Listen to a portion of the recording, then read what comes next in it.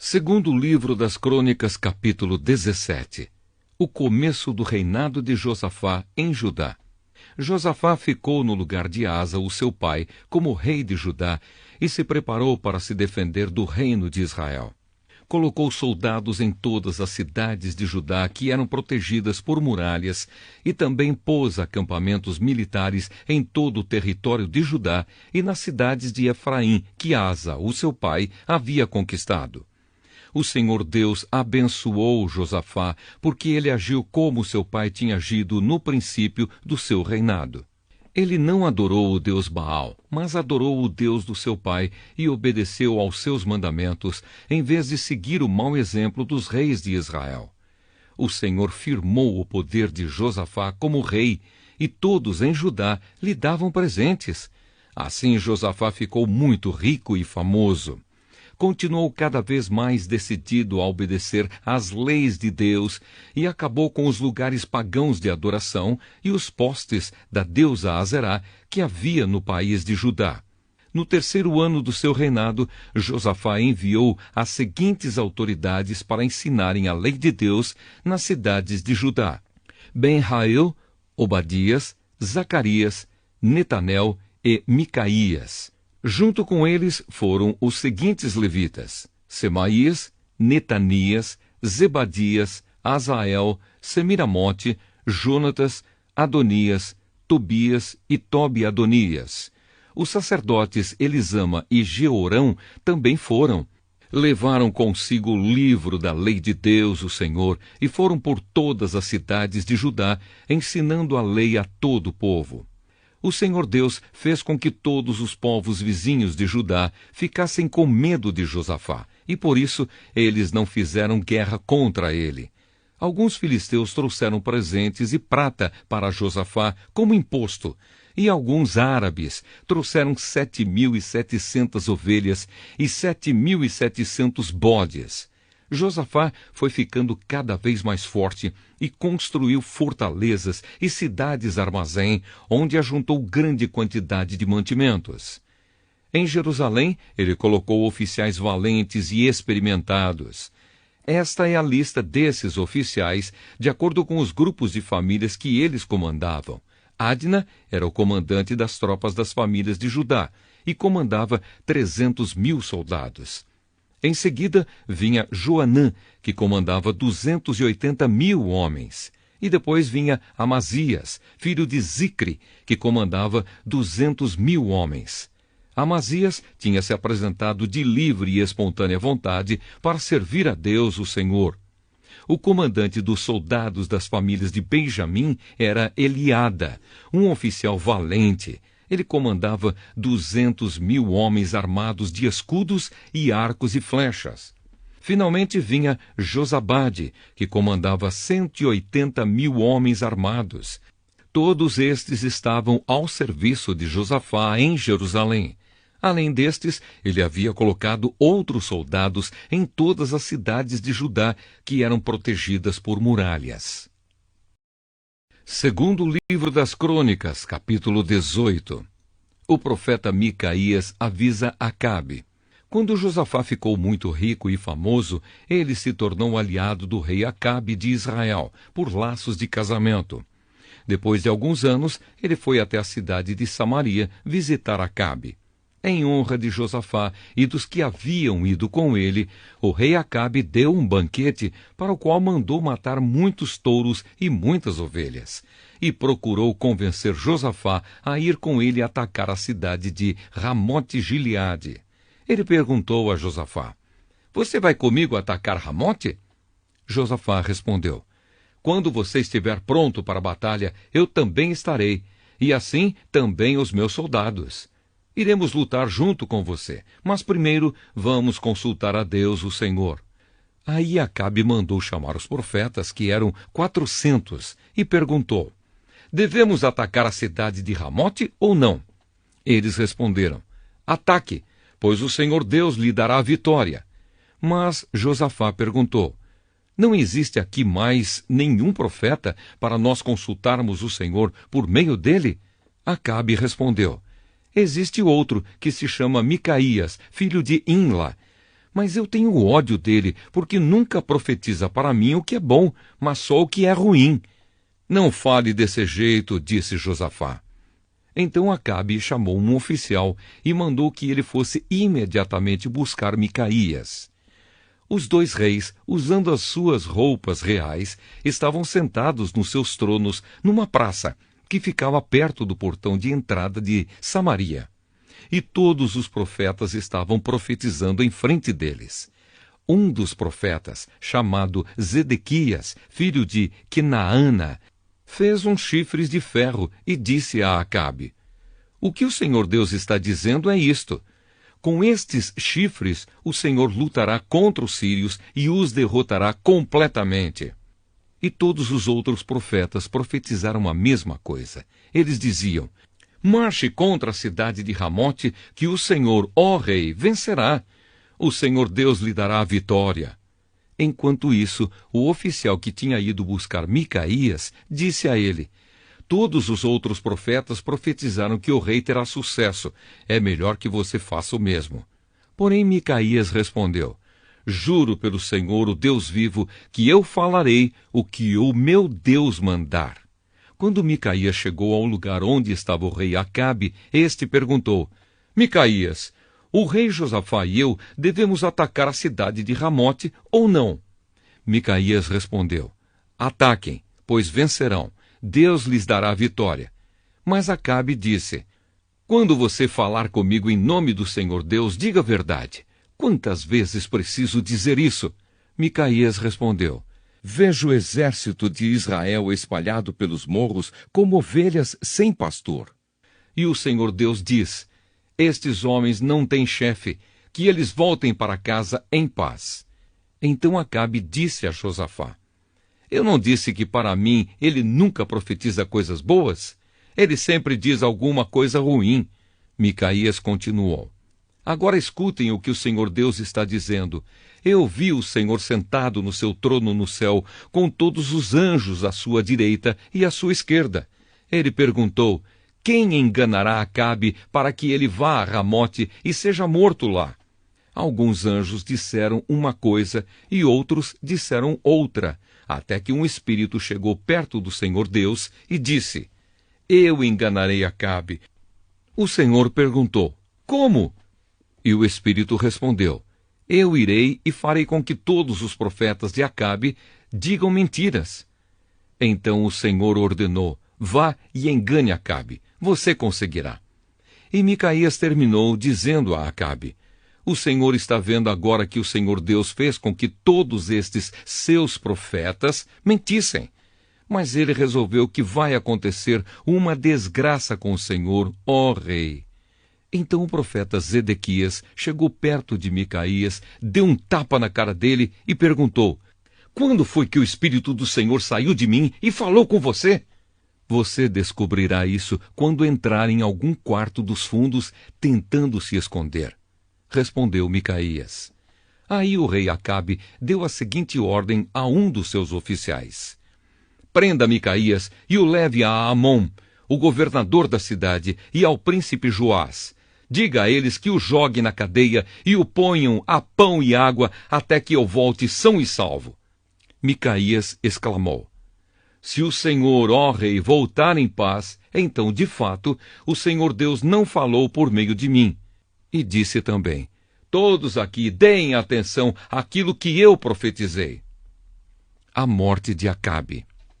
Assim o rei Acabe de Israel e o rei Josafá de Judá foram atacar a cidade de Ramote-Gileade. Acabe disse a Josafá: quando formos entrar na batalha, eu vou me disfarçar, mas você use as suas roupas de rei. O rei de Israel se disfarçou e eles entraram na batalha. O rei da Síria havia mandado que os capitães dos seus carros de guerra não atacassem ninguém a não ser o rei de Israel. Por isso, quando viram o rei Josafá, pensaram que ele era o rei de Israel e foram atacá-lo. Mas Josafá gritou, e o Senhor Deus o socorreu, fazendo com que os sírios se desviassem dele. Quando eles viram que aquele não era o rei de Israel, pararam de atacá-lo. No entanto, um soldado sírio atirou uma flecha que, por acaso, atingiu o rei Acabe entre as juntas da sua armadura. Então ele gritou para o condutor do seu carro: "Fui ferido! Dê a volta e me leve para fora da batalha!" Enquanto a batalha ficava cada vez mais forte, o rei Acabe segurou-se de pé no seu carro de guerra de frente para os sírios até a tarde. Ao pôr do sol, ele morreu. Segundo livro das Crônicas, capítulo 19. O profeta Jeú e o rei Josafá. Josafá, rei de Judá, voltou são e salvo para o seu palácio em Jerusalém. O profeta Jeú, filho de Anani, foi encontrar-se com o rei e disse: "Por que é que o Senhor ajuda os maus e é amigo dos inimigos de Deus? Por causa disso, o Senhor Deus vai castigá-lo. Mas é verdade que o Senhor fez coisas boas, acabou com os postes da deusa Azerá do país e procurou com todo o coração conhecer a vontade de Deus." Josafá escolhe juízes. Josafá continuou morando em Jerusalém, mas tinha o costume de visitar o povo no país inteiro, desde Bersebá, no sul, até a região montanhosa de Efraim, no norte. Ele fez com que o povo se voltasse para o Senhor, o Deus dos antepassados deles. Colocou juízes em todas as cidades de Judá, protegidas por muralhas, e lhes deu a seguinte ordem: "Tenham cuidado quando decidirem algum caso, pois o que vocês fazem é em nome de Deus, o Senhor, e não em nome de criaturas humanas. E quando julgarem as questões, Deus estará com vocês.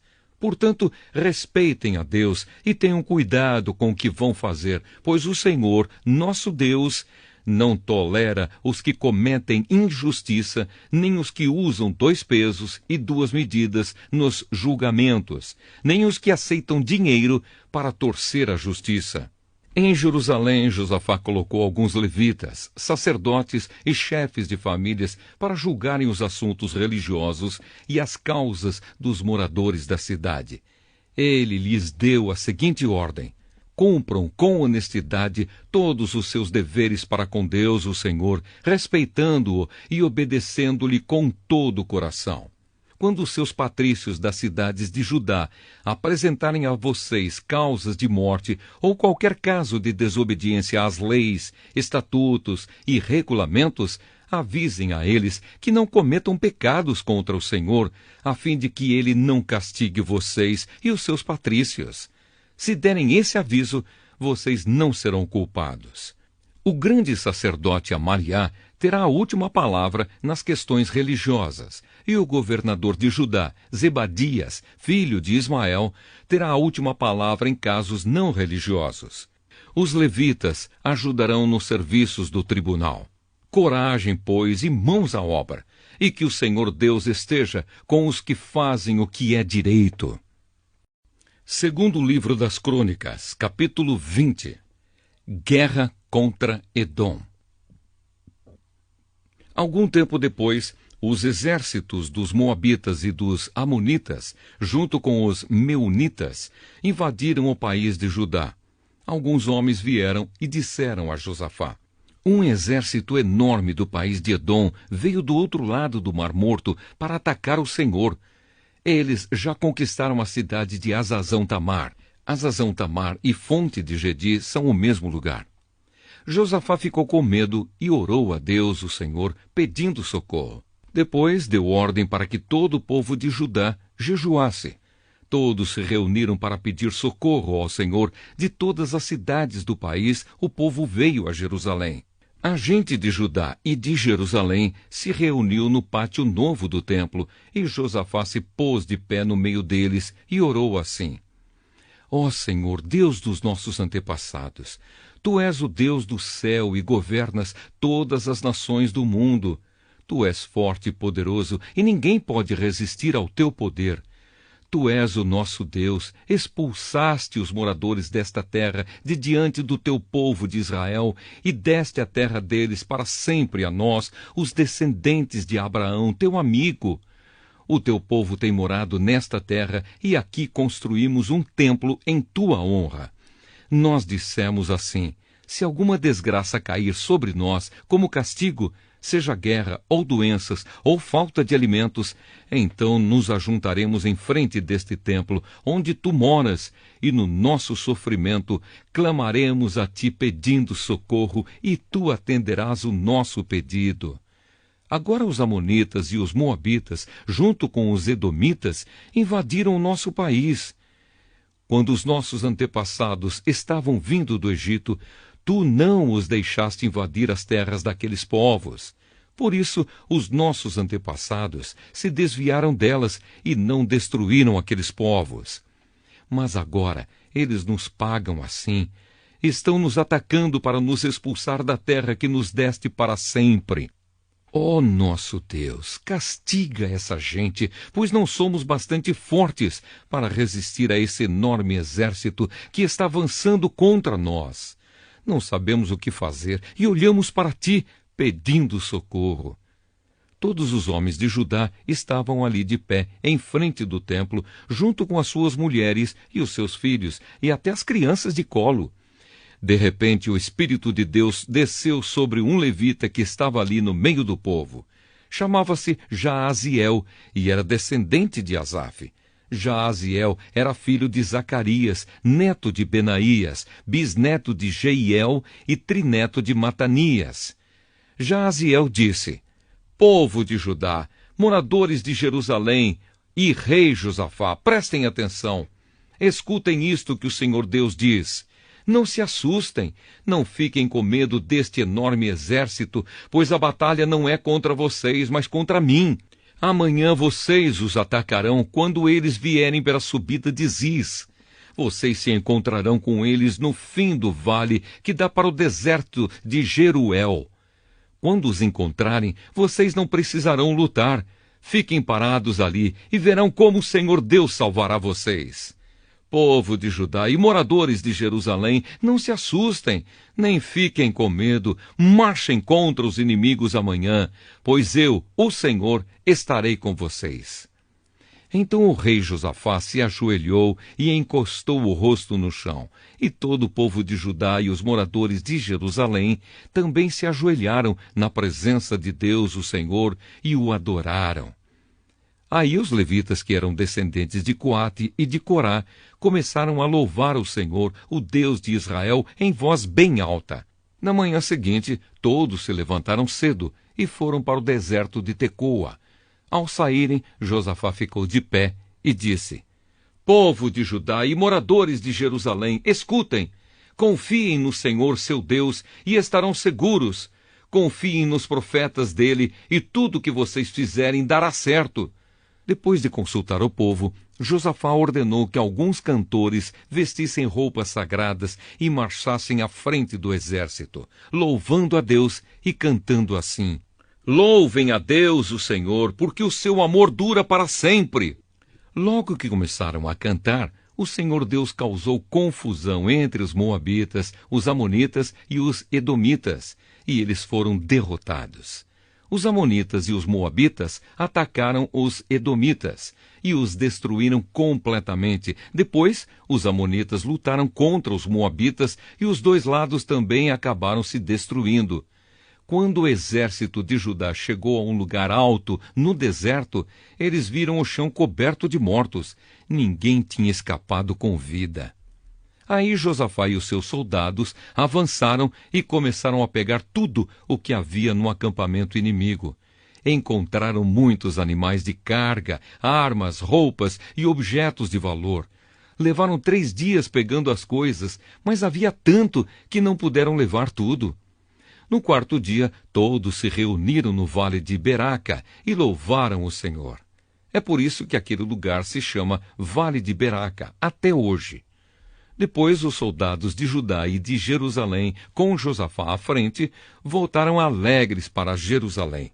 Estavam contentes porque o Senhor Deus lhes tinha dado a vitória na luta contra os seus inimigos. Quando chegaram a Jerusalém, foram até o templo ao som de música de harpa, liras e trombetas. Quando os outros povos souberam que o Senhor havia derrotado os inimigos de Israel, ficaram todos com medo. Assim o reinado de Josafá continuou tranquilo, pois Deus lhe deu paz com todas as nações vizinhas. O fim do reinado de Josafá. Josafá tinha 35 anos de idade quando se tornou rei de Judá. Ele governou em Jerusalém 25 anos. A sua mãe se chamava Azuba e era filha de Sili. Como Asa, o seu pai, havia feito antes dele, Josafá fez o que o Senhor Deus considera certo. Mas os lugares pagãos de adoração não foram destruídos, pois o povo ainda não tinha resolvido adorar somente o Deus dos seus antepassados.